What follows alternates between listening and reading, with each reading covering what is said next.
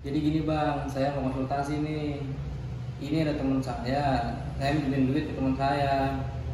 Dia janji bakal balikin dalam jangka 1 bulan. Bahkan sampai sejauh ini tuh dia belum ada kabar dan gak ada tiket baik buat ngabarin saya. Nah kalau kayak gitu tuh bisa nggak tuh bang di proses hukum?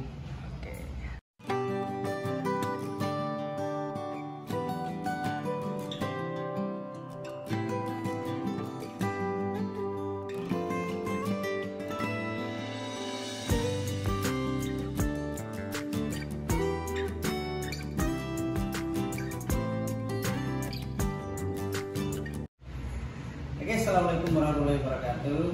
Tadi Bang Hafiz konsultasi ya mengenai kasus masalah yang sedang dihadapinya terkait dia pertanyaannya seperti ini, Bang. Saya punya temen pernah minjem uang, janjinya 1 bulan akan dibalikin, tetapi sampai hari ini sudah lewat dari 1 bulan.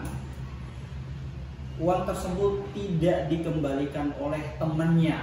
Nah, apakah bisa diproses secara hukum dan langkah apa yang harus saya lakukan?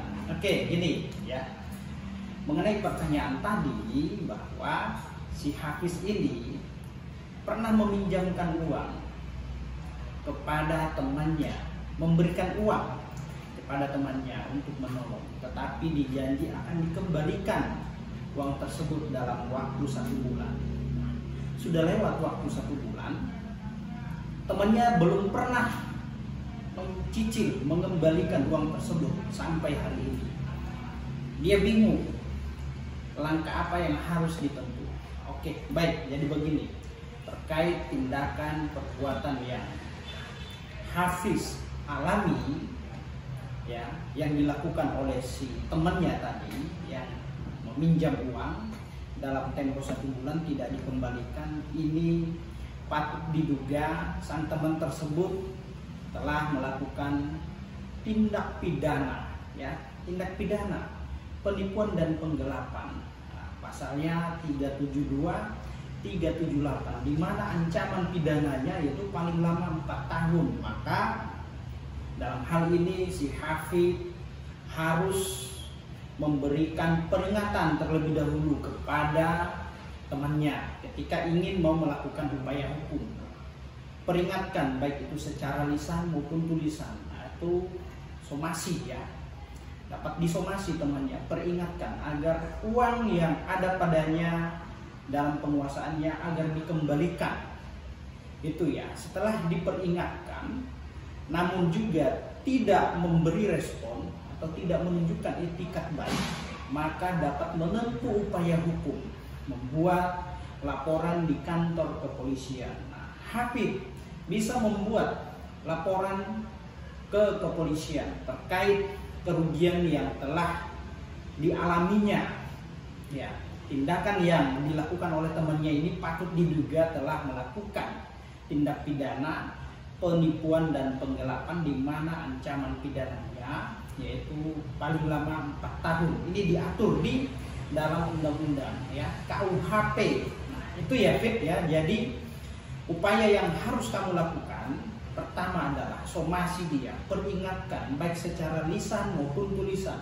Setelah itu tidak mendapat respon, maka buat laporan, datang ke kantor polisi ya, buat laporan, konsultasi di wilayah di tempat bagian piket, di reskrim bagian piket. Setelah itu dapat rekomendasi pasal, baru ke SPKT, Sentra Pelayanan Terpadu Kepolisian.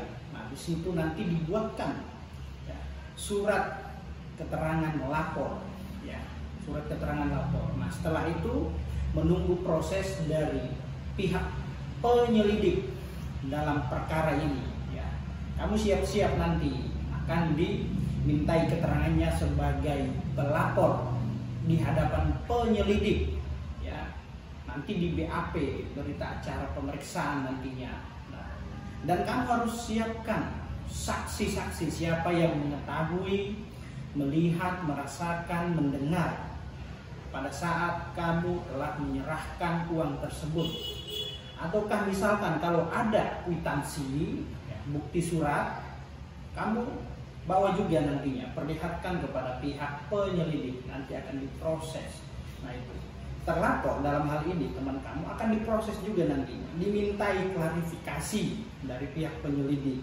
Namun apabila proses ini telah diketahui dalam tahap penyelidikan, telah terjadi tindak pidana, maka bisa naik pada tahap penyelidikan.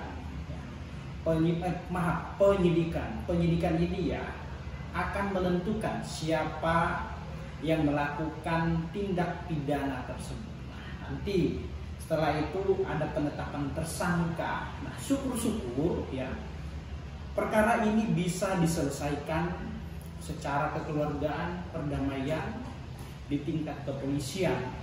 Ya, berdamai itu lebih baik daripada berperkara, akan membutuhkan biaya yang lebih besar. Ya, kamu pikir berperkara di kepolisian, di pengadilan itu tidak mengeluarkan biaya? Memang secara aturan, secara undang-undang tidak mengatur mengenai berapa biaya yang harus dikeluarkan. Namun pada faktanya ada biaya-biaya yang memang harus kita keluarkan. Seperti itu ya. Entah itu kamu membayar jasa pengacara, kuasa hukum untuk mendampingi kamu pada saat diproses dalam tahapan penyelidikan, penyidikan, penuntutan, bahkan sampai ke tingkat pemeriksaan di pengadilan. Jadi kalau bisa selesaikan secara kekeluargaan, yang pada intinya tuntutlah kerugian berdasarkan apa yang kita alami. Nah, itu ya teman-teman ya.